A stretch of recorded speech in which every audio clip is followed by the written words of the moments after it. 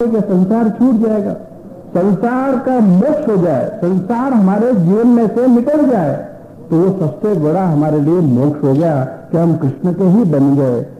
तो पुष्टि मार्ग के अंदर धर्म भी प्रभु, अर्थ भी प्रभु, काम भी प्रभु, मोक्ष भी प्रभु, या दूसरे शब्दों में कह लो प्रमाण भी प्रभु है, प्रमेय भी प्रभु है, साधन भी प्रभु है और फल भी प्रभु है। प्रमाण जो प्रभु, जिनको हमें पहचानना है वो प्रभु, जिन्हें जो पाने जैसे हैं वो प्रमेयात्मक स्वरूप भी प्रभु, जिनको पाने के लिए जो साधन करने हैं तो साधन में क्या करेंगे, प्रभु की सेवा ही करेंगे, प्रभु का स्मरण करेंगे, वो हमारे लिए साधन के रूप में। अभी आप क्या कर रहे हो, भागवत जी का श्रवण करके, श्रवण द्वारा ये साधन करके ये गोवर्धन नाथ जी को अपने हृदय में स्थापित करने की कोशिश कर रहे हो कि ये गोवर्धन नाथ जी ये न के न प्रकार है ना मेरे हृदय के अंदर विराज जाए, और हृदय के अंदर विराज गए तो मेरी सारी कामनाएं पूरी हो जाएंगी। तो साधन भी प्रभु और फल तो साक्षात प्रभु है ही। तो पुष्टि मार्ग में प्रमाण, प्रमेय, साधन और फल सब के सब प्रभु के रूप में। मर्यादा मार्ग के अंदर प्रमाण, प्रमेय, साधन, फल सब अलग अलग। प्रमाण तो प्रमाण में बताया कि शास्त्र वचन प्रमाण, प्रमेय तो प्रमेय में साक्षात प्रभु, साधन तो साधन में बता दिया कि यज्ञ यागादि करना वो साधन, और फल तो फल के अंदर स्वर्ग की प्राप्ति होनी या मोक्ष की प्राप्ति होनी, वो हमारे लिए फल। तो मर्यादा मार्ग के अंदर प्रमाण, प्रमेय, साधन, फल सब अलग अलग हैं, और पुष्टि मार्ग के अंदर प्रमाण, प्रमेय, साधन, फल सब एक ही हैं, और वो है साक्षात प्रभु। एक वैष्णव इस पुष्टि शरण मार्ग के अंदर चरणारविंद की सेवा करता है शुरुआत में, और वहां से बढ़ता बढ़ता मुखारविंद की सेवा करता है। चरणारविंद की सेवा का मतलब है श्रवण, कीर्तन, स्मरण, कथा श्रवण, ये सब चीजें वो अपने लिए चरणारविंद की भक्ति। कथा में जैसे चरणारविंद की भक्ति, उसके अंदर एक वैष्णव जो होता है वो शीतल होता है, लेकिन जब मुखारविंद की भक्ति जब आप कर रहे हो तो उस समय तो आपको उग्र रहना चाहिए, वहां शीतलता नहीं चलेगी। चरणारविंद की भक्ति का मतलब है श्रवण, कीर्तन और स्मरण। कथा के अंदर चलो ना, आज अपन 3 से 6 का सेशन में ही जाएंगे, 9 से 12 का जो सेशन है दोपहर का, वो अपन छूट जाए तो चले कोई बात नहीं, अगली भागवत जी में अपन श्रवण कर लेंगे, चलता है। 1 घंटे बाद जाएंगे, 2 घंटे बाद जाएंगे, या अंत में जाएंगे। अब अपन रविवार को सिर्फ नंद महोत्सव के उसमें ही जाएंगे। ये क्या हो गया, कथा श्रवण के अंदर शीतल। फिर उसके बाद श्रवण करके निकले, घर में पहुंचे, कीर्तन किया नहीं किया, उसको याद किया नहीं किया, किसी को बोला नहीं बोला, शीतल।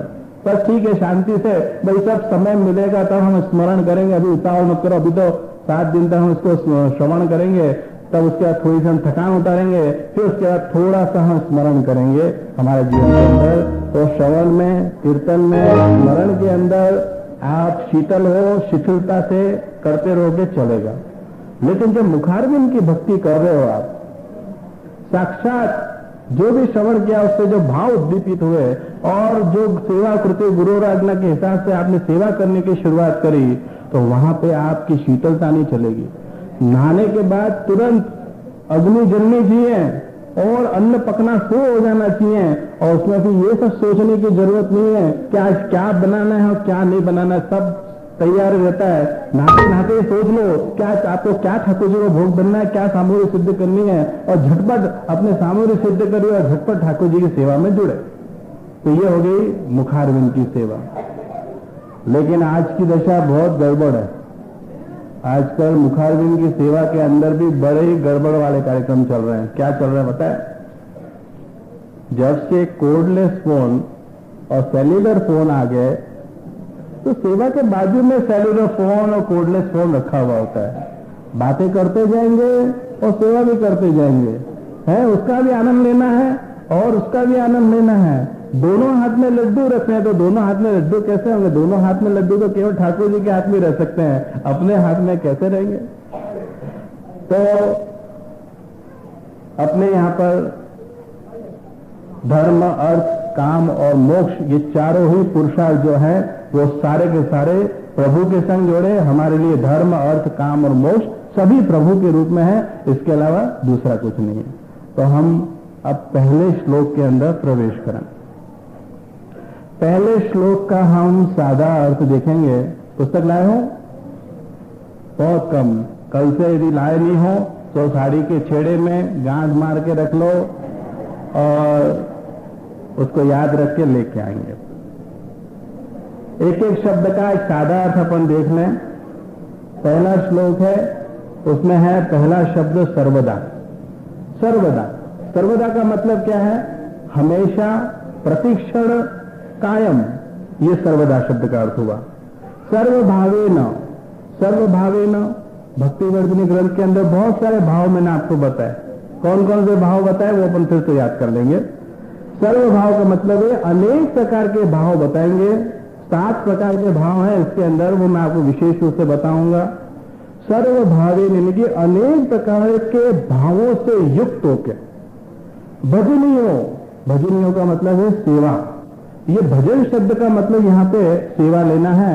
16 गुरन के अंदर और महाप्रभु जी की कृतियों में जहां जहां पे भजन शब्द आप पढ़ो उसका अर्थ है साक्षात प्रभु की सेवा। भजन का मतलब भजन नहीं। व्रजाधीप, व्रजाधीप का मतलब व्रज और अधीप, ये 2 शब्द को जोड़े तो व्रजाधीप शब्द होता है। अधीप का मतलब है राजा, स्वामी। तो व्रज के स्वामी, व्रज के राजा, उनकी हमेशा, प्रतिक्षण, हमेशा हर भावों से सेवा करने लायक प्रभु श्री कृष्ण है। ये एक पहली पंक्ति का सादा। महाप्रभु जी के सामने प्रश्न करें, आपने सेवा के लिए कहा, क्यों क्यों सेवा करनी? सेवा के लिए भले आप कह रहे तो उसका खुलासा तो करो, क्यों सेवा करनी? तो उसका खुलासा दूसरी पंक्ति के अंदर बताया कि स्वस्यायमेव, स्वस्य, अयम, एव, ये 3 शब्दों को मिलाएंगे तो स्वस्यायमेव शब्द बनता है। स्वस्याय में स्वस्याय, स्वस्य का मतलब है हमारा, अयम, अयम का अर्थ है यह, और एव का अर्थ है निश्चित रूप से, अर्थात निश्चित रूप से अपना यह, धर्मो ही, धर्म और ही ऐसे 2 शब्द हैं इसके अंदर। ही का मतलब भी पक्के रूप से, पक्के रूप से, निश्चित रूप से अपना यही धर्म है। ये उसका अर्थ है कि भाई सेवा क्यों करनी चाहिए हमेशा और हर भाव से? तो क्योंकि वो अपना धर्म है, इसलिए अपने को सेवा करनी चाहिए। अब ये तो एक है हकारात्मक का, अब नकारात्मक ढंग से भी कह रहे हैं, नान्य न अन्य, इसके अलावा दूसरा कोई धर्म नहीं है। नान्य में न अन्य, इसके अलावा दूसरा कोई धर्म नहीं है, केवल यही धर्म है। क्वापि, क्व अपि, क्व का मतलब है कोई भी स्थान में। यदि आप खरगोन में रहना चाहें जिंदगी भर तो खरगोन में भी यही धर्म। आप यहां से निकल के गोकुल जाना चाहें तो आपके लिए गोकुल में भी यही धर्म। आपको वहां गोकुल में मन नहीं लगे और अमेरिका में जाके मन लगता है तो अमेरिका में जाएंगे तो वहां पे भी आपका यही धर्म। और यदि प्रभु कृपा कर दे, मंगल ग्रह के अंदर शोध चल रही है, पानी वगैरह सब मिलने लगा है, मानव यदि वहां पहुंच जाए, आप भी शायद मंगल ग्रह में आज से 20 साल बाद पहुंच जाओ तो मंगल ग्रह में भी रहोगे तो आपके लिए यही धर्म है। बराबर। क्वापि, क्व अपि, अर्थात कोई भी स्थान में, विश्व के और इस व्यापक विश्व के अंदर किसी स्थान में आप रहते हो, आपका इसके अलावा कोई धर्म नहीं है। और कदाचन, भूतकाल में भी आपका यही धर्म था, वर्तमान काल में भी यही धर्म है और भविष्य काल में भी आपका यही धर्म रहेगा। आपके मन में ये भावना जग जाए कि हमारे खरगोन के अंदर, घर के अंदर इतनी अनुकूलता नहीं है, अपरस की अनुकूलता नहीं है, सेवा की अनुकूलता नहीं है, कैसे होगी सेवा? तो महाप्रभु जी कहेंगे कैसे भी होगी, ब्रह्म समय की दीक्षा ली है तो तेरे को व्यवस्था तो करनी पड़ेगी। कल को उठ के आप कह दो कि ये तो सब 500 वर्ष पुरानी बात आप कर रहे हो। 500 वर्ष पहले महाप्रभु जी को पूरी अनुकूलता थी 84 वैष्णवों को भी पूरी पूरी अनुकूलता थी, भाई वो निर्वाह कर सकते थे। अब तो बहुत सारे काम बढ़ गए हैं, बहुत सारे टेंशन बढ़ गए हैं, स्ट्रेस बढ़ गए हैं, अब हम नहीं कर सकते हैं। अब 500 बरस का क्रम हम कहां लागू करें? तो कह रहे हैं महाप्रभु जी कि 500 बरस के बाद भी, यानी कि आज 500 बरस से ऊपर हो गए महाप्रभु जी के इस धर्म को, तो आज भी ये धर्म के हिसाब से आपको चलना पड़ेगा। और अगले 500 बरस भी यदि जीव है और परमात्मा है, और जीव परमात्मा का जब ब्रह्म संबंध हो रहा है, तो ऐसे ब्रह्म संबंधी जीव के लिए यही सनातन धर्म रहेगा। तो आप कोई भी स्थान में रहो, कहीं भी भविष्य में जाओ, तो आपके लिए ये ही धर्म है और उसके अलावा दूसरा कोई धर्म नहीं है। यहां पे पहले श्लोक के अंदर हमें धर्म पुरुषार्थ के दर्शन करना है। धर्म का अर्थ क्या? कई बार हमारे मन में विचार होता है कि धर्म की आवश्यकता इतनी सारी क्यों है, लोग इतने सारे धर्म का पालन क्यों कर रहे हैं, धर्म आखिर है क्या? तो धर्म का एक सुंदर विवेचन है। उसमें दो चीजें होती हैं, एक तो उसका स्वरूप लक्षण और दूसरा है उसका कार्य लक्षण। धर्म का अपना एक स्वरूप होता है और जो स्वरूप हम अपनाते हैं उसको हम हमारे जीवन में उतारे तो वो कार्य लक्षण हो गया। भागवत जी में आप श्रवण करोगे कि छोटी से छोटी व्याख्या धर्म की कि धार्यते इति धर्म, धारण करने योग्य जो वस्तु है वो धर्म है। एक सादा और सरल भाषा में जो धारण करने योग्य जो वस्तु है वो हमारे लिए धर्म है। धर्म के अंदर दो चीजें आती हैं, एक आचार और एक विचार। आपको पता है कई बार आप कहते हो कि जे हमको तो कुछ पता ही नहीं है, बराबर, लेकिन मन से कई चीजें करते जा रहे हो, कई चीजें आप मन से करते जा रहे हो, कई चीजों को अपना के बैठे हुए हो और आप बोलते जा रहे हो कि हमको कुछ मालूम ही नहीं है। तो उसमें क्या हो गया कि विचार आपको मालूम नहीं है, लेकिन आचार संहिता, आचार जो आप कर रहे हो, आचरण में जो चीज रखी हुई है वो आप करते जा रहे हो, तो आपका धर्म क्या हो गया? अधूरा धर्म आपका हो गया। धर्म तभी है जब आप विचारों को जान लो और विचारों को जानने के बाद अपने जीवन में उसको आचरण में धर दो, तो आपका संपूर्ण धर्म है। विचार आपको मालूम नहीं, केवल आचरण में धरा हुआ है, तो वो अधूरा धर्म हो गया। उदाहरण के रूप में दूसरे अपन देखें, विचार तो सब मालूम है, पूरे पुष्टिमार्ग के सिद्धांत मालूम है, लेकिन आपने उसको अमल में नहीं रखा, आचरण में नहीं अपने रखा है, उसको उतारा नहीं है आचरण के अंदर, तो केवल विचार हो और आचार नहीं हो तो भी आपके जीवन में अधूरा धर्म हो गया। और तीसरा विकल्प, विचार कुछ और आचरण कुछ है, विचार कुछ है और आचरण कुछ है। जैसे उदाहरण के रूप में आपको मालूम है कि अन्याश्रय, क्योंकि मेरे को यहाँ पे बताया गया अन्याश्रय के लिए फिर से एक पिंचिंग करना, जैसे तो क्या अन्याश्रय अभी भी बंद नहीं हुआ है, नहीं हुआ ना, हाँ, तो पिंचिंग कर देते हैं। जैसे विचार में आप जान गए कि अन्याश्रय करना महाबाधक है इस पुष्टि मार्ग के अंदर, तो सेवा भी बराबर कर रहे हो, बराबर सब कुछ कर रहे हो, लेकिन फिर धीरे से अपने आचरण में क्या डाल रहे हो? चलो नहीं, यहाँ पे भी दर्शन कर आते हैं, अब रास्ते में आ रहा है तो अपन नमन कर आते हैं, वहां पे भी दंडवत कर आते हैं, किसी को नाराज क्यों करें, इनको भी प्रसन्न रखें, इनको भी प्रसन्न रखें। तो विचार अलग है और आचरण अलग है। मन में विचार तो मक्कम रखे हैं कि मुझे अन्याय नहीं करना है, नहीं करना है और नहीं करना है, लेकिन आचरण में आपने रखा हुआ है। तो विचार अलग और आचरण अलग, ये दो चीजें अलग अलग हों तो भी धर्म आपका संपूर्ण नहीं है। देखो, आप धर्म पुरुषार्थ को सिद्ध करने के लिए श्रवण कर रहे हो, और धर्म पुरुषार्थ कब सिद्ध होगा?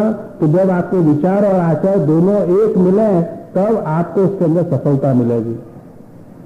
हैं, आप धंधा करने बैठे हो कपड़ों का, है, आचरण में सारे कपड़ों के धंधों का काम चल रहा है, और विचारों के अंदर कौन से के धंधे का विचार करते जा रहे हैं कि मैं विचार करूं। जो सोचा है हमने उसी को हम अमल में रखेंगे तो ही वो सफल होगा। प्लानिंग करके पेपर में डाल दो, गवर्नमेंट की ये स्थिति है, अपनी प्लानिंग करके पेपर पे रखा हुआ है, लेकिन उसको अमल में तो ये चीज है कि आचार और विचार दोनों जब मिलते हैं, एक बराबर होते हैं, तब जाके वो संपूर्ण धर्म कहलाता है। शांकर मत के हिसाब से शंकराचार्य जी का धर्म है। निम्बार्क मत के हिसाब से निम्बार्काचार्य जी का संप्रदाय, माधव मत के हिसाब से माधवाचार्य जी का संप्रदाय, रामानुज मत के हिसाब से रामानुजाचार्य जी का संप्रदाय, कृष्ण चैतन्य मत के हिसाब से कृष्ण चैतन्य का संप्रदाय और वल्लभ मत के हिसाब से वल्लभाचार्य जी का संप्रदाय। आचार और विचार दोनों एक होंगे तो सच्चे अर्थों में हमें सिद्ध होगा। अभी तो हमारे जीवन में यदि दोनों एक नहीं है तो हमारा जीवन अभी धर्म के हिसाब से अधूरा, हमने धर्म का पालन किया है। पुष्टि मार्ग के अंदर सबसे बड़ी विडंबना यह है कि हमको हमारे विचारों की जानकारी बहुत ज्यादा कम है। उसके अंदर हम सब दोषी हैं, आप भी दोषी और हम भी दोषी हैं। हमने भी इतना प्रयास नहीं किया और आपने भी इतना प्रयास नहीं किया, लेकिन फिर भी मैं कहूंगा कि दूसरे सब प्रांतों के हिसाब से खरगोन के अंदर मुझे थोड़ी सी प्रसन्नता हुई कि यहाँ पे थोड़ी अच्छी स्थिति है। क्यों? क्योंकि जब मैंने सत्संग का यहाँ पे पूछा कि यहाँ सत्संग मंडल का क्रम जो है कितने दिन से चल रहा है, तो किसी को मालूम ही नहीं है कि जे कितने ही वर्षों से चल रहा है, हमको मालूम ही नहीं है। तो ये जो है, ये सबसे बड़ी महाप्रभु जी के जो परिश्रम है उसको आपने सार्थक बनाने की कोशिश करी। लेकिन दूसरे प्रांतों के अंदर दशा बहुत विपरीत है। हमें हमारे ही विचार की जानकारी नहीं है, केवल जो हम समझते हैं, जो जानते हैं, जो पूछ के कर लेते हैं, वही हम हमारे जीवन में आचरण में भर देते हैं। इसके लिए एक श्लोक है कि शास्त्रम अवगत्य मनोवाक देहे ही श्री कृष्ण सेव्य स्मर्तव्यश्च। शास्त्र के हिसाब से शास्त्र की जानकारी मन, बुद्धि और कृति इन सबसे होनी चाहिए। केवल जानकारी ही नहीं, इसके साथ साथ में श्री कृष्ण सेव्य स्मर्तव्यश्च के कृष्ण की सेवा भी करनी और साथ साथ में उनका स्मरण भी करना, जो भी सेवा करी है, तो वही धर्म कहलाएगा।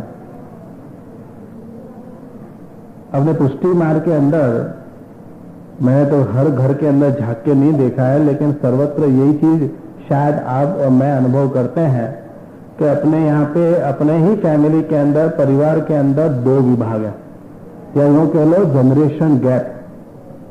जनरेशन गैप कैसा? घर के अंदर वयोवृद्ध जितने भी हैं वो सब सेवा भावी, खूब सेवा का आग्रह, और दूसरी नई पीढ़ी जो है वो सेवा में से भागती है।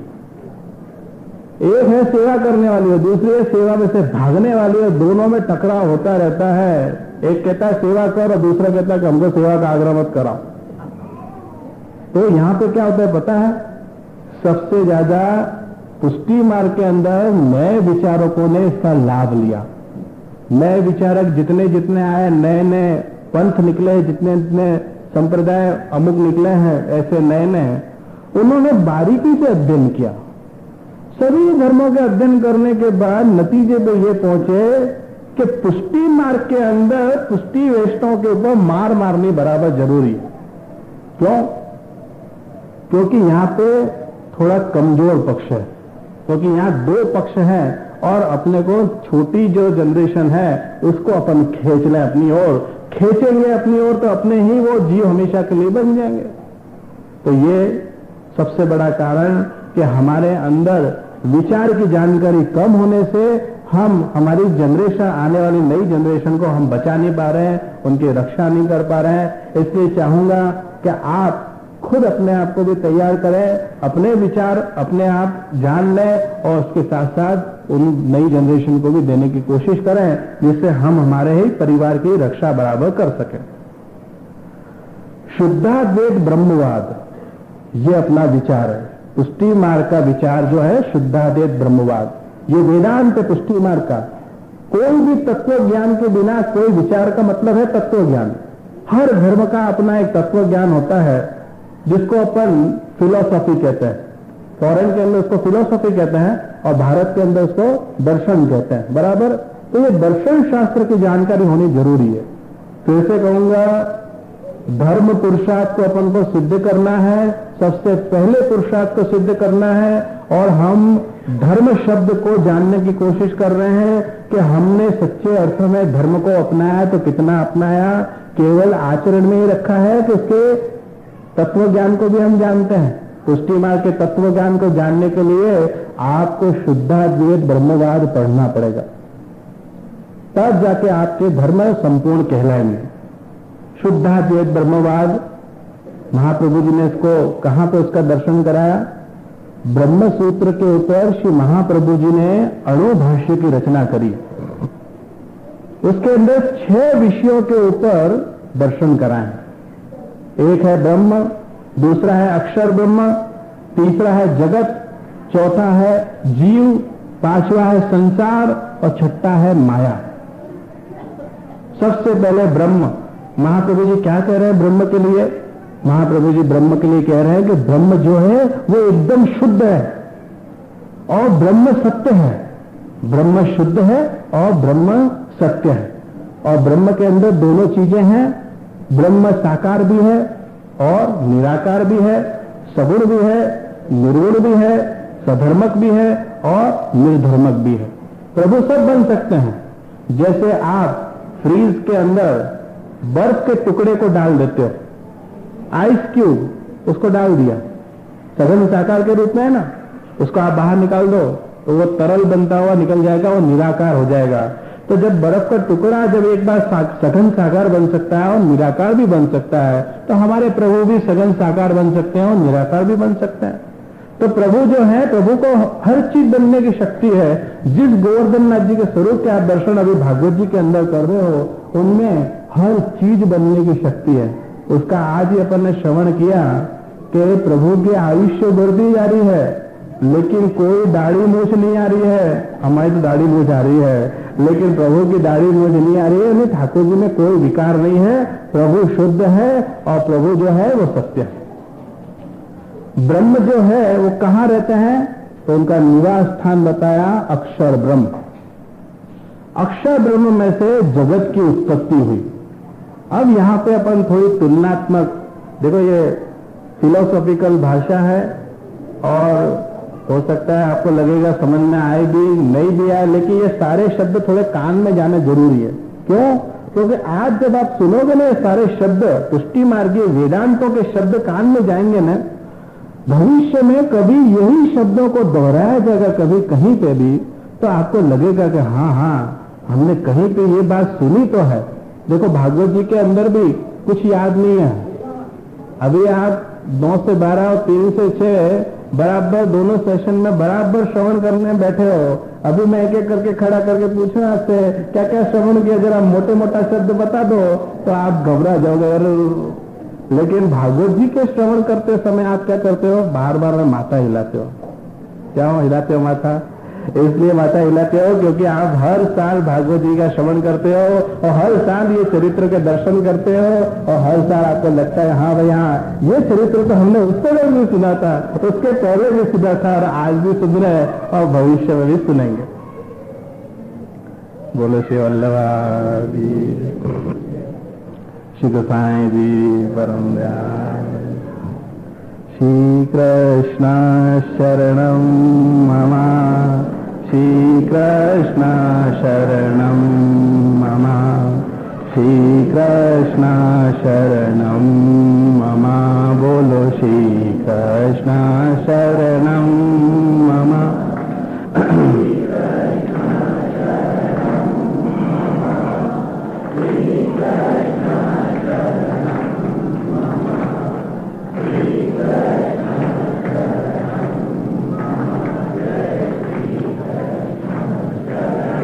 बोलो श्री वल्लभाधीश की।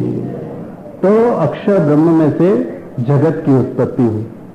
अब यहां पे मायावाद और ब्रह्मवाद, इन दोनों की थोड़ी सी तुलना कर लें।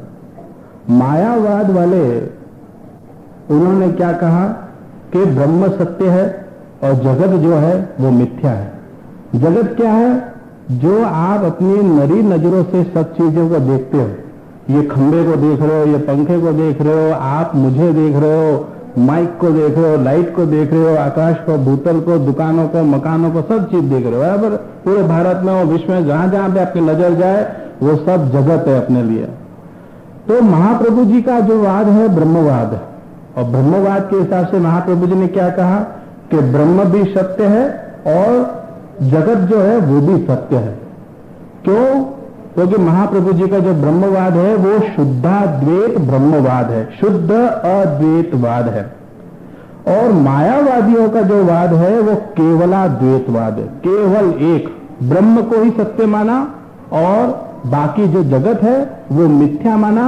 और जगत के लिए कहा क्या मायावादियों ने, कह रहे ये तो माया से ग्रस्त है, इसको छोड़ो, इसको छोड़ो, इसको छोड़ो और केवल ब्रह्म को ही मानो। तो ये जो है मायावाद के हिसाब से उन्होंने क्या कहा कि ये जो जगत है वो इंद्रजालिक है, इंद्र का जाल। उन्होंने बताया कि जाल में आप फंस नहीं जाना, माया के चक्कर में फंस नहीं जाना, ये जगत जो है वो मिथ्या है।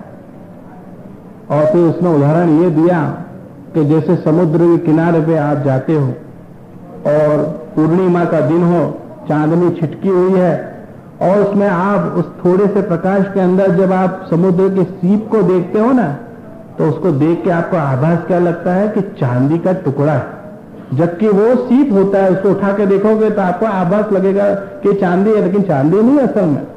अथवा तो अंधेरे में आप जा रहे हो और एक जाड़ी रस्सी जो है लटकी हुई है, उसको देख के आप ठिठक गए, आपको लगा ये तो कोई सर्प लग रहा है, तो वो जो डर गया तो आपको एक भ्रमित हुआ, भ्रम जैसा हुआ, तो असल में वो सर्प नहीं है, वो रस्सी है, या वो चांदी का टुकड़ा नहीं है, वो सीप है। तो मायावादियों ने भी कहा कि जो सारा जगत आप जो देख रहे हो वो सारा का सारा मिथ्या है और आप इसमें से दूर भागो। महाप्रभु जी ने कहा नहीं, जगत जो है वो भी सत्य है। क्यों? क्योंकि प्रभु जब अकेले थे तब उन्होंने सोचा कि एको हम भविष्याम, मैं मेरी लीला का विस्तार करूं। इसलिए प्रभु ने यदि विचार किया और विचार करने के बाद तुरंत की तुरंत वो वस्तु बन गई। स्वयं प्रभु ने विचार किया तो तुरंत अक्षर ब्रह्म बन गया, तुरंत की तुरंत जगत की उत्पत्ति हो गई और तुरंत की तुरंत जीवों का विचरण शुरू हो गया।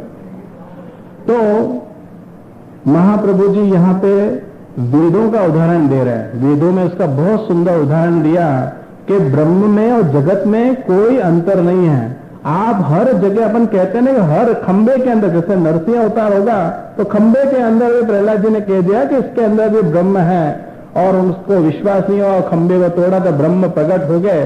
तो वही बात आ जाती है कि ब्रह्म सर्वत्र है। महाप्रभु जी कह रहे हैं जगत में हर कण कण के अंदर प्रभु का वास है, कोई भी कण प्रभु के बिना अधूरा नहीं है, लेकिन उसके बिना है नहीं। हर कण कण में प्रभु विराजमान है। क्यों? क्योंकि हर जगह पे आप प्रभु की भावना कर सकते हो, हर जगह पे आप प्रभु की भावना कर सकते हो। एक भी स्थान ऐसा नहीं है, जितने जितने यहाँ पे शरीर है उनके अंदर भी जीवात्मा के रूप में प्रभु विराजमान है। जितने जितने चीजें हैं वो सब प्रभु में से ही प्रकट हुई हैं, अर्थात प्रभु में से जो प्रकट हो गई। और प्रभु को जब हम सत्य मानते हैं तो उनके अंदर में से प्रकट हुई सब चीजें जो हैं उसको हम झुटला कैसे सकते हैं। इसलिए महाप्रभु जी ने कह दिया जगत जो है वो सत्य है। जैसे सोने के टुकड़े से हम दागिने बनाते हैं, आभूषण बनाते हैं, उनके आकार, उनकी डिजाइनें सब अलग अलग होती हैं। सोने की एक आप सिल्ली ले लो, उसका एक आप आकार देखो, और उसके द्वारा बने हुए जितने भी आभूषण हैं उनका आकार देखो, आपको लगता है कि वो दो चीज अलग अलग है।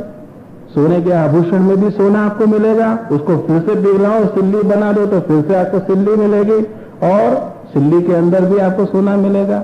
इन दोनों में कोई अंतर नहीं है। तो वेदों के अंदर भी एक दृष्टांत बहुत सुंदर दिया ये ब्रह्म का और जगत का, कि जो जाले के अंदर रहता है ना, क्या कहता है उसको, मकड़ी।